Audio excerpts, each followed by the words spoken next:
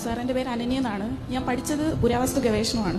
അപ്പോൾ പഠിക്കുന്ന കാലം തൊട്ട് തന്നെ എനിക്കുള്ള ഒരു ആഗ്രഹമായിരുന്നു ഈ മോഹൻജദാരോ അതുപോലെ ഗ്രേറ്റ് ബാത്ത് പോലുള്ള സ്ഥലങ്ങളൊക്കെ ഒന്ന് പോയി കാണുമെന്ന്. അപ്പോൾ ഒരു ഇന്ത്യൻ എന്നുള്ള നിലയിൽ ആ സ്വപ്നം ഇപ്പം ഓരോ ദിവസവും അത് വിദൂരമായിക്കൊണ്ടിരിക്കുകയാണ്. അപ്പോൾ ഞാൻ മനസ്സിലാക്കിയെടുത്തോളം സാറിനും ഇതുവരെ പാകിസ്ഥാൻ കാണാൻ പറ്റിയിട്ടില്ലെന്നാണ് എൻ്റെ വിശ്വാസം. അപ്പോൾ ഒരു യാത്രികൻ എന്നുള്ള രീതിയിൽ ഒരു യാത്രക്കാരൻ്റെ സ്വാതന്ത്ര്യത്തെ അല്ലെങ്കിൽ ആഗ്രഹങ്ങളെ ഇന്നത്തെ ഒരു രാഷ്ട്രീയ സാഹചര്യം അല്ലെങ്കിൽ പൊളിറ്റിക്കൽ ബൗണ്ടറീസ് എങ്ങനെ ബാധിക്കുന്നു എന്നൊന്ന് അറിഞ്ഞാൽ കൊള്ളാമെന്നുണ്ട്. ഇപ്പോൾ ഈ പറഞ്ഞത് വളരെ വാസ്തവമായ കാര്യം തന്നെയാണ്.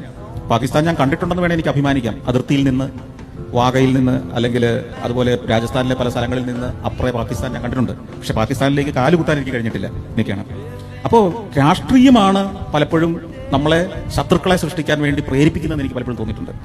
സാധാരണക്കാർക്ക് എന്താണ് പാകിസ്ഥാൻകാരോട് ശത്രുത? പാകിസ്ഥാനിലെ സാധാരണക്കാർക്ക് എന്താണ് ഇന്ത്യയിലെ ഒരു സാധാരണക്കാരനോട് ശത്രുത? ഇന്ത്യയിൽ ടൂറിസ്റ്റായിട്ട് ചെന്ന ഒരാളെ വെടിവെച്ച് കൊല്ലണമെന്ന് ഏത് പാകിസ്ഥാനിലെ സാധാരണക്കാരനാണ് ആഗ്രഹം? അവിടെ ഇരുന്ന് ഇതിന്റെ പേരിൽ വേദനിക്കുന്ന എത്രയോ സാധാരണക്കാരായ പാകിസ്ഥാൻകാരുണ്ടാവാം.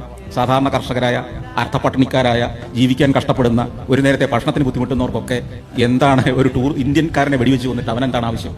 അത് ആവശ്യമുള്ള ആളുകളുണ്ട്.